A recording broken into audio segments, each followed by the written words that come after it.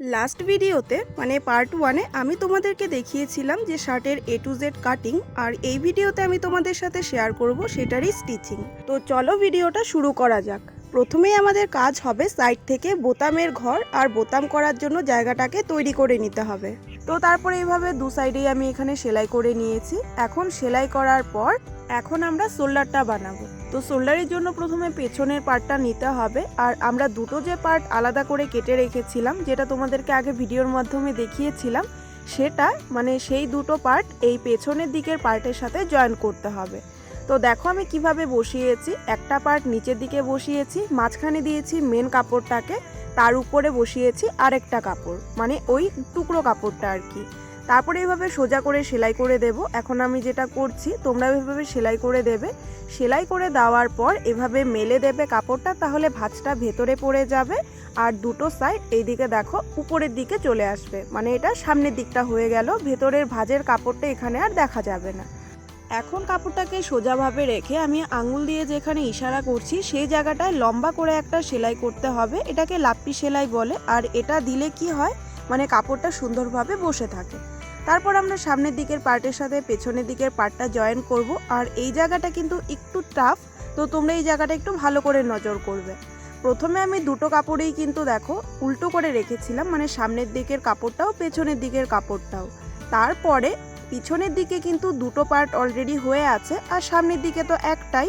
তো পেছনের দিকের যে দুটো পার্ট আছে সেটা প্রথমে একটা নিতে হবে, মাঝখানে দিতে হবে সামনের দিকের পার্টটা, আর তার উপরের দিকের যে পার্টটা আছে সেটা দিতে হবে এভাবে মুড়িয়ে। তারপরে এভাবে মুড়িয়ে নিয়ে আমরা সোজাভাবে সেলাই করে দেব। এখন দেখো আমি সেলাই করে দিচ্ছি, আর সেলাই করে দিয়ে যখন আমি এটাকে মেলাবো সোজা করব, তখন তোমরা দেখতে পারবে যে সেলাইটা কিভাবে হয়েছে আর সেলাইটা হওয়ার পর কেমন লাগছে। সেলাই করার পর এখন দেখো কাপড়টাকে সোজা করে নিয়েছি। এখন তোমরা বুঝতে পারছো যে সেলাইটা কিভাবে করতে হবে, আর এটার উপরেও কিন্তু একটা লাপ্পি সেলাই করতে হবে যাতে কাপড়টা সোজা করে বসে থাকে। এই সাইডের শোল্ডারটা আমরা যেভাবে জয়েন করেছি, অ্যানাদার সাইডের শোল্ডারটাও একইভাবে জয়েন করব। তারপর এখন আমরা সেলাই করব হাতাটা। এখানে আমি একটা একটা করে ফোল্ড করে সেলাই করেছি। তোমরা কিন্তু এখানে চাইলে দুবার করে দুটা একবারেই ফোল্ড করে তারপরে সেলাইটা করে নিতে পারো। আর এই জায়গাটা আমি একটু চওড়া করে রেখেছি, তাহলে দেখতে অনেকটা ভালো লাগে। এই জায়গাটা তোমরা তোমাদের নিজের ইচ্ছে মতোও কিন্তু আরেকটু কম চওড়া নিতে পারো। তারপর তারপর ওই যে তালপাটটা সামনের দিকে বসিয়ে বডির সাথে এভাবে হাতাটা আমরা অ্যাটাচ করে দেব। মেন বডির পার্টের সাথে আমাদের হাতা অ্যাটাচ করা হয়ে গেছে। এখন আমরা হাতা থেকে নিয়ে নিচে একদম কোমর পর্যন্ত সাইড থেকে সেলাই করে দেব। তো এই জায়গাটা সেলাই করার আগে তোমরা কিন্তু কাপড়ের মেজারমেন্টটা নিয়ে নেবে, হাতার গোলায়ের মাপটা, তারপর বডির মাপটা নিয়ে তারপরেই কিন্তু সাইডটা মারবে। তো দু সাইডেই সেলাই করে দেওয়ার পর আমরা দেখো এখন কাজটা করব নিচের দিকে সেলাই করার সময় তোমরা একবারে দুটো ভাঁজ করে তারপরে সেলাই করতে পারো, কিন্তু আমি আগে একটা করে করেছি, সিঙ্গেল একটা পার্ট আগে উল্টে দিয়ে সেলাই করেছি। তারপরে সেই সেলাই করা পার্টটা আরেকবার পাল্টে দিয়ে সেখানে আরেকবার সেলাই করেছি। এটা তোমরা চাইলে একবারেও করতে পারো। এখন আমরা চলে যাব কলারের কাজে, আর কলারের কাজগুলো কিন্তু একটু টাফ হয়, সেটা ভালো করে নজর করবে। তো দেখো আমি যেদিক থেকে নিচের দিকের থেকে সেলাই করছি মোটামুটি এক চাপ দূরে। তো তোমরা এইভাবে আগে কিনারটা সেলাই করে নেবে, এটা পরে কাজে দেবে। এটা এখন আমরা করে রাখছি যেহেতু পরবর্তীতে আমাদের এটা করতে অসুবিধে না হয়। তারপর এই বক্রমের যে পার্টটা আছে যেটা হচ্ছে কলারটা, সেটা ভেতরের দিকে ঢুকাতে হবে। তার জন্য নিচের দিকে আরেকটা কাপড় রেখে আর উপরে যে কলারটা আমরা অ্যাটাচ করেছিলাম কাপড়ের সাথে সেটা আগে সেলাই করব।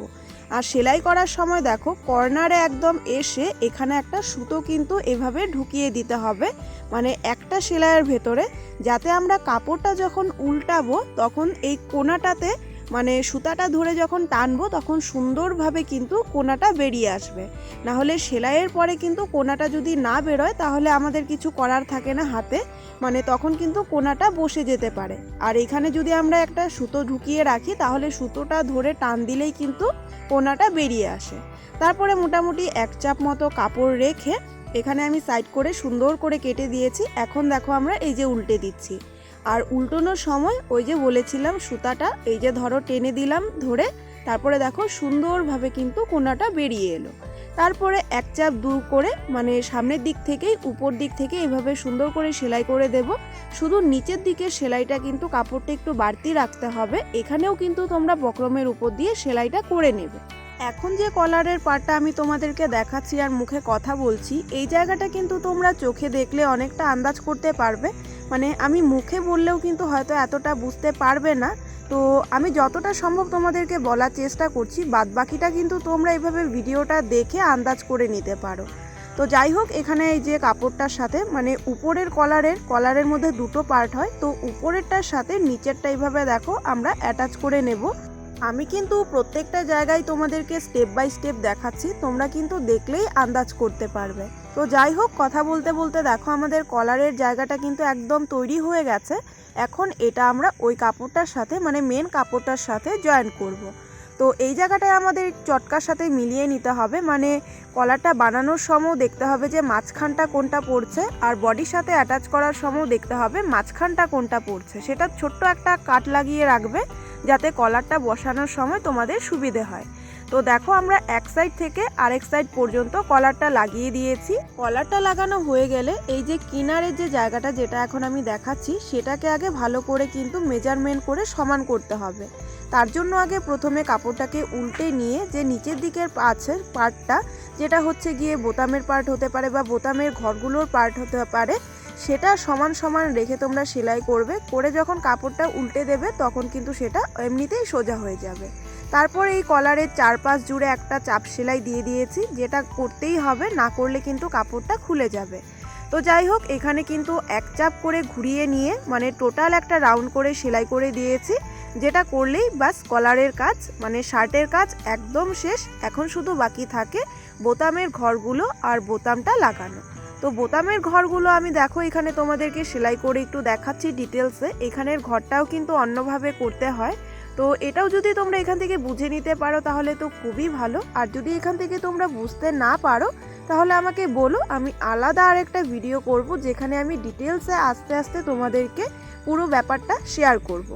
যাই হোক, বোতামের ঘরগুলো হয়ে যাওয়ার পর আমি বোতামটা লাগিয়ে নেব, আর বোতামটা লাগানোর প্রসেসটাও তোমরা দেখো। তারপরে বোতাম লাগানো হয়ে গেলে আমাদের শার্ট কিন্তু একদম রেডি, এখন শুধু পরে আসার অপেক্ষা। তো আমি তোমাদেরকে পরে এসে দেখাচ্ছি, কিন্তু তার আগে তোমরা অবশ্যই জানিও যে আজকের এই কাজটা তোমাদের কেমন লেগেছে আর এই ভিডিওটা তোমাদের কতটা হেল্পফুল হয়েছে। তোমরা যদি এরকম টাইপের আরও ভিডিও চাও তাহলে অবশ্যই আমাকে জানিও, আমি তোমাদের জন্য নতুন নতুন আরও অনেক ভিডিও নিয়ে আসবো।